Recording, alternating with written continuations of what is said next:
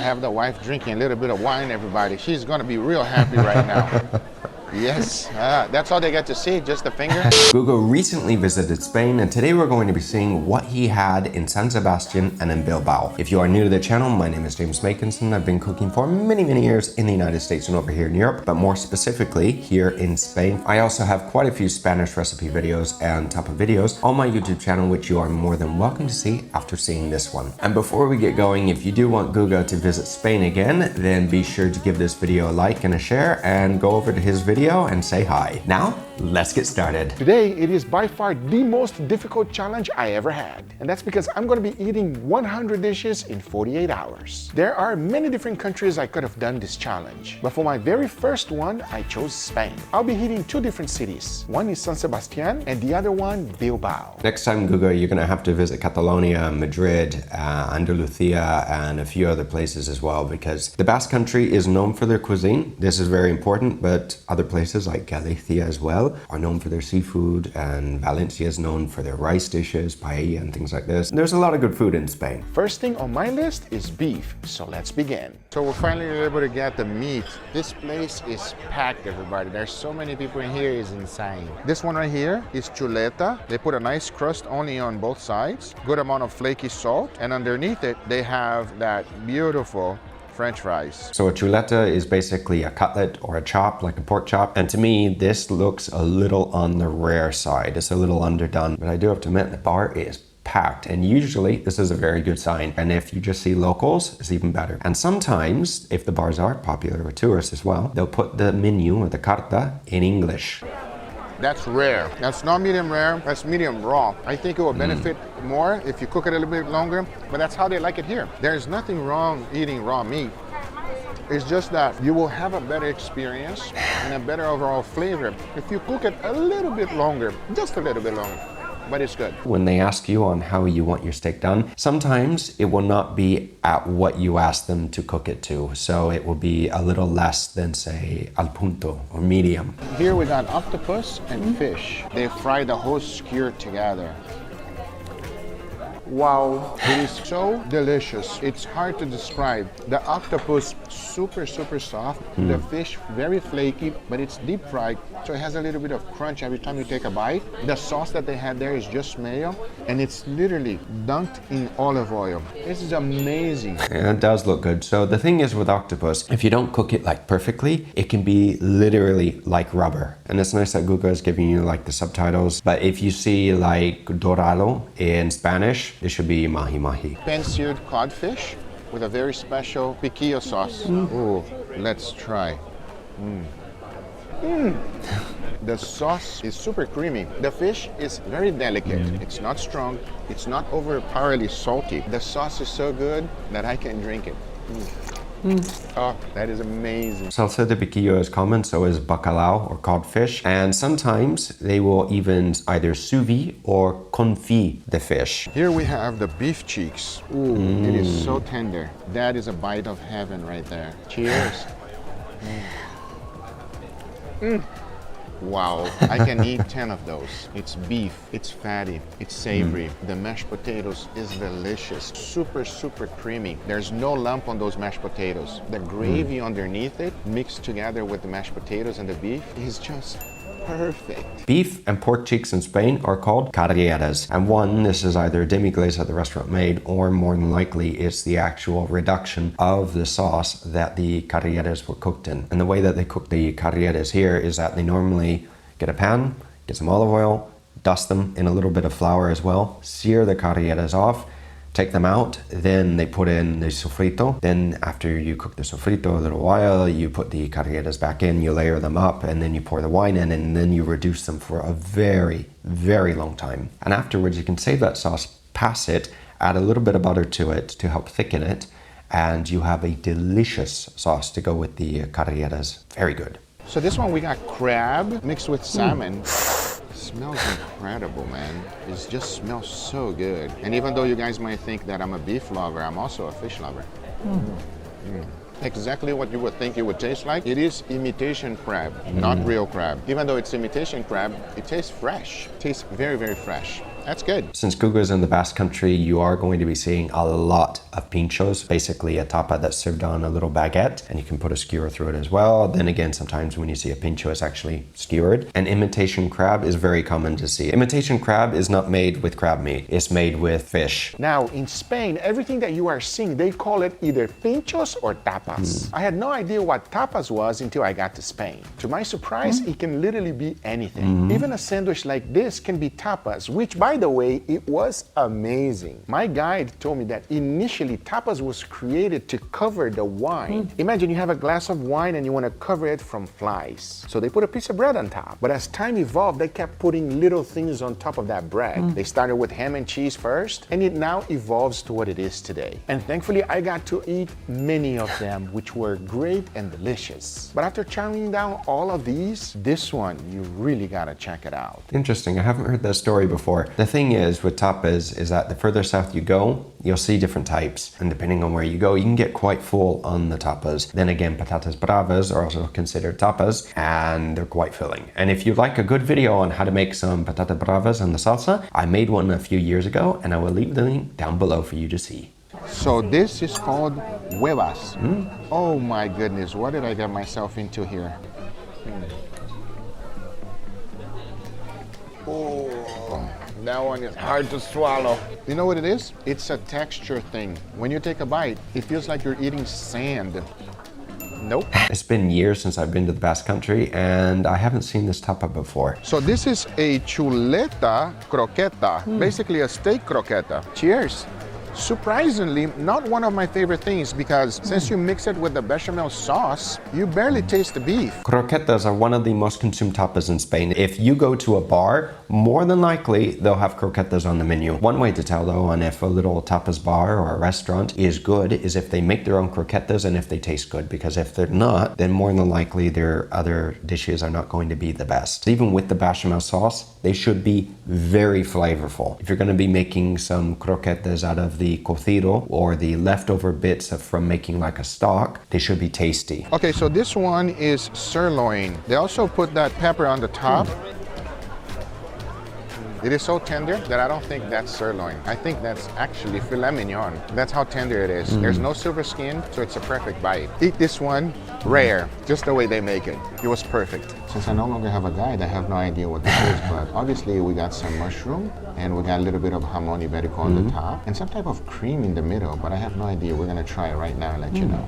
It's cream cheese, mushroom, cream cheese, olive oil, fried onions on top. It tastes amazing. These skewered mushrooms look very tasty. Now, when you go to a restaurant, if you don't see like cream cheese on the menu and it just says like Philadelphia or queso de Philadelphia on the menu, it's cream cheese. Specifically Philadelphia, it's very common to see. It's also the most expensive in the grocery stores because they have their off brands, but like Philadelphia is the best to get. So this one here, we have a little controversial ingredient, which is foie gras. If you guys don't know, it's duck liver, obviously with a little bit of bread, a little sauce on the top. That's amazing. Extremely creamy, a little sweet, and the bread has the crunchiness. I mean, I understand a lot of people don't like foie gras, but it's really good. Me personally, I love foie. And in France, foie gras is very, very common to see. You will still see it here in Spain, probably more in the north. Now, the way of making foie is not very nice. It is quite nasty on how they make foie, but I do have to admit it's tasty. So this one, we have a sea urchin over here, and I'm not quite sure what's in the middle, but we're gonna find out together. Let's try it.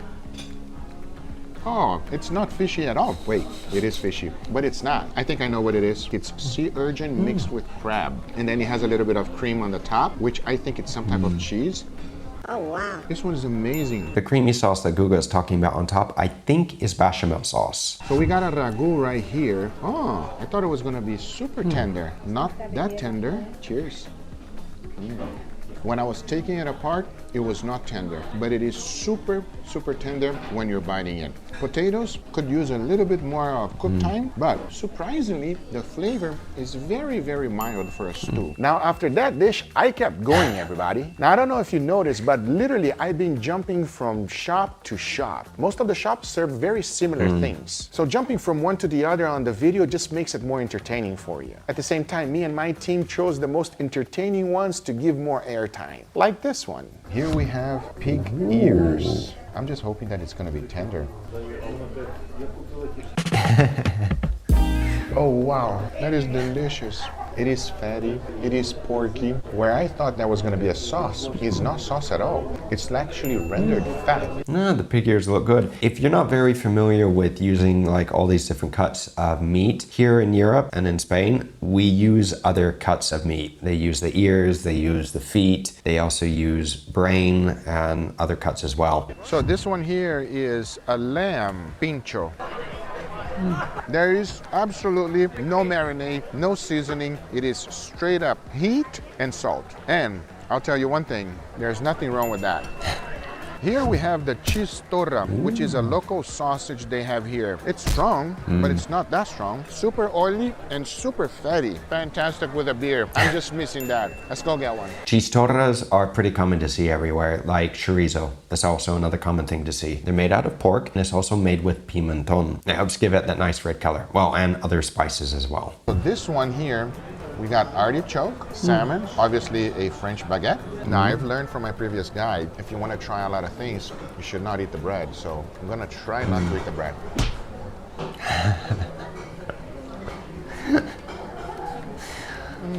I try not to eat the bread, I failed. That is an explosion in your mouth as soon as you take a bite. Nicely cured salmon. It has honey mustard on the top, that's what that is. And the artichoke. The bread is just there, remember, to cover the wine. So normally at the Tapas bars, they have massive menus and they don't make everything in-house. Some places do. They make their croquetas and make everything in-house. Normally though, with the smoked salmon, places don't smoke their own salmon, so it's bought. And here with the artichokes, they're also bought normally. Oh, wow. The beer is sweet. It tastes like beer and Sprite, and it's delicious. I've never had a beer like that in my life. It's funny because most beers that you drink is normally bitter. I would love to know how you like your beer, if you like it sweet or bitter, because that one was quite delicious. Ah, I know what Guga ordered. So normally here in Spain, especially during the summer, if you want a beer but you don't want it to be too heavy, you can order what's called a clara. And this is basically beer mixed with lemonade. And claras, I like them, but it's not like my favorite thing. I like IPAs, pale ales, porters, stouts. I like a lot of beers. I used to brew my own beer in the US at home. Then again, sometimes I'll also have sangria, which is also a very popular thing to have here. As you can see, there's one thing that I did not do, and that is to stop, because this challenge had to keep going. Tapas after tapas kept coming, one more interesting than the other. And when you pair it up with a nice drink, come on now. It feels like your stomach is asking for more. And there's nothing wrong with that. But the most interesting thing for me was that this next one did not have any bread at all. Okay, so it is a poached egg, and it looks like they have Ramon in the top. Little Ramon Serrano. Ramon Serrano. ¿Quién es Ramon? So it looks like what Guga ordered here are called huevos pochados. It also looks like they put a little bit of sauce hollandaise on top. The sauce though is a little on the thin side. Let's give it a try. Cheers. Oh my God, why is this so good? Immediately you taste the eggs, the little bits of the jamon stay behind as soon as you, eat the egg. And the cream that they make, that's white cream. It's like custardy. I don't know how to describe it. That one is really, really good. Oh, it looks good, but in essence, this is half an Eggs Benedict. You're just missing the Canadian bacon and the English muffin. This with bread would go very well. Here we have Ramon, which is ham, goat cheese, and an interesting paste here. Guga making a mess like always. Cheers. A little sweet, a little savory.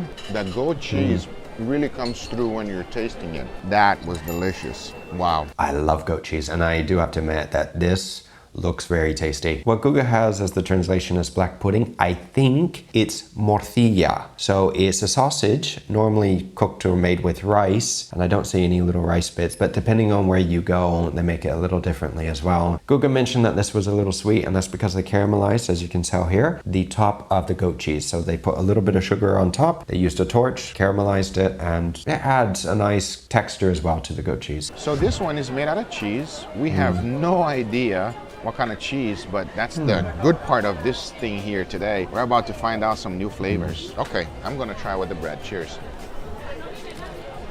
Oh, so this one is black pudding with cheese. I hate black pudding, but I love this. It tastes so good. The combination of flavors is just perfect. Black pudding is not for everyone, and if you don't know what it is actually a blood sausage. And this one, I think, is the same sausage, morcilla, unless it's another type of local sausage that is not coming to mind right now. If you know, let me know in the comments. So here we have rabo de toro, which is oxtail. It is encased in a pepper. I can tell that it's braised for hours. It's fatty, it's beef. The bell pepper that is around it just complements the flavor.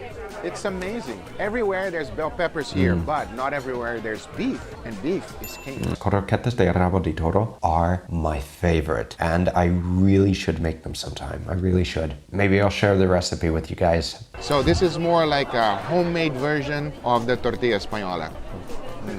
You cannot go wrong with the classic. Potato, eggs. Here's the thing though, it is wet, it's not dry. So they keep a little bit of those yolk kind of runny in there. And I think they fry the potatoes in olive oil or something, because you can taste those potatoes. That is amazing. This is true. A lot of places will cook the tortilla like medium. But the thing is, for me, he said it's more home style. It being a bar, they should actually serve this brown. It shouldn't look like it fell on the floor or something. I mean, and if you're wondering, I have a couple videos on how to make a tortilla española. We do fry them in olive oil. We save this olive oil. We don't throw it out, and we reuse it to fry more potatoes to make more tortillas. So a little bit controversial on this one. It's like a creme brulee made out of foie gras. Super creamy, a little bit of that caramelized sugar on top. It is amazing, okay? It is savory, sweet, the amount of creaminess. It's like a savory creme brulee. That's how I can describe this thing. You guys can see we have people behind the camera that wants to try it too. But unfortunately, this one, we're gonna order another one for them. That's horrible. This one looks delicious. Just to give you guys a heads up, I don't want to get involved in the discussion because there is one, but you don't want to be calling it a creme brulee when you're in a very like local Catalan place. So we got walnut, balsamic vinegar. It's already winning for me. And here we have some cream cheese. I believe it's cream cheese or goat cheese. We got the local music going. You cannot eat this and be in a bad mood. Tastes great. And because it has balsamic vinegar, it's amazing. Talking about that incredible music that is playing, that people here love to dance. Check it out what they were doing on the park. That is the beauty of the Spanish people. They love their culture and their food. Guga's right about that. The Spanish culture is a culture that lives more outside. They always go out to the bars or the cafes and have something. And I'm glad to see that Guga enjoyed his trip. Guga, if you see this reaction, you need to visit again. You have to see more of Spain. Like seriously, you have to. You have to come to Barcelona. Dish after dish that I kept trying, I've never even seen before. Some had toppings that were quite similar to us here in the US, but the way that they combine with other things is just amazing. And there's one thing that I was certain on. They serve you tapas so cheap there is literally because they want you to drink some more. Huge thanks to my wife for coming along and filming me with this challenge. Because you know what they say, everybody, happy wife, happy life. Oh, I have the wife drinking a little bit of wine, everybody. She's gonna be real happy right now. Yes, that's all they get to see, just the finger. That's funny. Happy wife, happy life. So this one we have the pimenton, which is red bell peppers with some mushrooms, olives. Wow, you really taste the pimentos on this one here. Mushrooms not so much, the olives not so much, is 100% a pimento taste. The bread, super crunchy. It almost feels like it's an oat bread, even though it's not. It's like a crunchy bread. I think that's because it's on rye bread. It looks like rye. We got goat cheese, some dried tomatoes, pistachio, and more goat cheese. Let's give it a go. Cheers. The goat cheese is very strong. You don't taste anything else but the goat cheese. I like goat cheese. I promise you, I like it. I know you don't believe me, everybody, but I enjoy that one. Let's just say that one needs a more mature taste. I like goat cheese too, but this could have been like more of a local type goat cheese that had like a lot of flavor. And so were many other dishes that followed along right after that one. But I gotta be honest with you, as I'm trying all of these dishes, there is one dish that you must see, which is extremely famous there in Spain. So here we have the Basque cheesecake. As you guys know, I'm not a big fan of sweets, but I'm excited to try it. Oh, wow, that is amazing, and I don't like sweets. It's very, very light, super creamy. And the fact that there's nothing crunchy is surprising to me. I'm gonna say it, that's way better than the Cheesecake Factory. Basque cheesecake is quite famous, but the thing is with the cheesecakes here is that they typically add a little bit of flour to the cheesecakes, and this helps make them less dense because a normal cheesecake is mostly cream cheese as well with other ingredients, but it's dense, it's heavy. Here we have a mystery meat skewer. We all have no idea what it is. We're gonna taste it and let you know. To me, it looks like overcooked chicken, but what do you guys think? It's chicken breast, everybody. It's good. But if you come in here, you see so many other options. You're gonna eat chicken breast? I mean, it's good, but it's a chicken breast, man. Would you agree with me? So many options are out there and you're gonna eat chicken? Am I crazy, everybody? Fresh ingredients, delicious and unlimited options. Would you ever even try the chicken? Come on now. Let me know in the comments down below if you would even try it. So this one right here is currently under competition to see which Pincho is best. It is cod. It has some flaky things on the top, which I think there are zucchini chips and some sauce. So the jam could either be marmelada de tomate, which is a tomato jam, or it could also be a pepper jam. The green sauce though looks like ajo perejil, which is olive oil, garlic, and parsley that you blend up. Simple sauce, a little bit of salt. That is amazing. Combining the sweetness of the jam together with the crispiness of the zucchini chip, and also that codfish is actually sous vide. I can tell you that right now. It is a perfect bite. So here we have a risotto. The very first one of this trip. We have the rice underneath it. They put crispy onions on top, and here we have some Parmesan. It's gonna be a good bite. It's cold outside. The fact that this is warm and it has a very buttery, richy flavor of mushrooms. And when you combine the crispiness of the onion and the saltiness of the Parmesan cheese and the warmth that is coming through this dish, it's amazing. Typically when I go out, I don't get risotto because they're not gonna make it how I like it. But I do have to admit, this looks pretty good. So I have a feeling that this is cheese. Let me see if I'm right. Oh yes. And then here we have that wonderful pepino peppers that they serve you all the time here. Wow.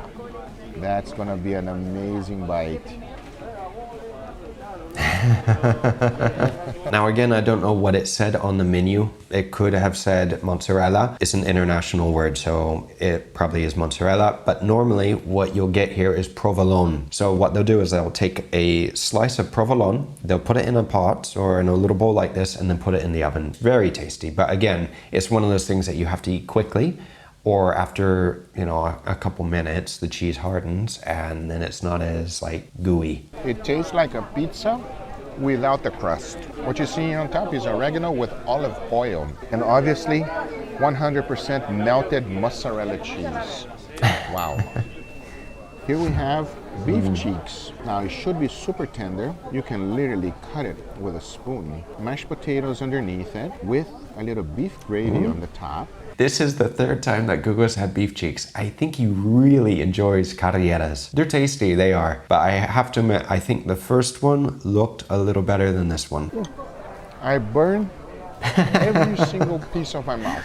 I had beef cheeks before. It was done completely different than this one. The one that I had previously was better. This one, still very, very nice. But I'm very sad that I just burned my mouth. Let me know in the comments down below immediately, everybody, what is the best remedy if you burn your mouth? I mean, I'm just saying, for me at least, washing it down with a cold one, it's good. But honestly, after I burned my mouth, dish after dish kept coming and they did not impress me that much. Some were great, but others no. However, this one right here will impress most people. The final dish. All right, let's see what we got. Oh, extremely soft brie cheese. I believe this is some type of jam. This is Tapa 100, and there are many types of tapas that are very famous here in Spain that Guga still didn't try. At least I don't think he did, like ensalada rusa, Russian salad, patatas bravas, migas. But this little tapa here, this one's a very tasty one. I think this is gonna be a sweet bite, but I can be wrong. Let's see. It has been a good journey, everybody.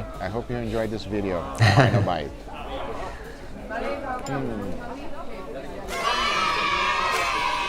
We finish it off with a bang, baby. It is sweet. It is tomato jam, believe it or not. The brie is nice and crispy. It's delicious. Guys, this has been an incredible journey. I am very, very full. Let me know in the comments down below. Where are you from? What country should I do this next? I want to say a huge thank you from the people from Spain. They're being so kind to me, so warming. The dishes I had here were amazing. Some of them were not my cup of tea, but 99% of them, they were delicious. If you have the opportunity to come here, you will not be disappointed. It is one of the most popular foodie destinations in the world for a reason. Thank you guys so much for watching. If you're not a subscriber, be sure to subscribe because my final bite is here. See you guys in the next one. Take care. I'm glad to see that Guga had a good time, but to be honest, Guga, if you see this, you have to come again. And I would love to cook with him one day as well. Hopefully that can happen one day. But in any case, if you did enjoy it, be sure to give this a like, give it a share. Don't forget to hit that subscribe button. Head over to Guga's channel as well to say hi for me. And I will see you guys again very soon. And also, if you want to see some other type of videos and Spanish cuisine videos, I'll leave some links down below. Until next time, take care.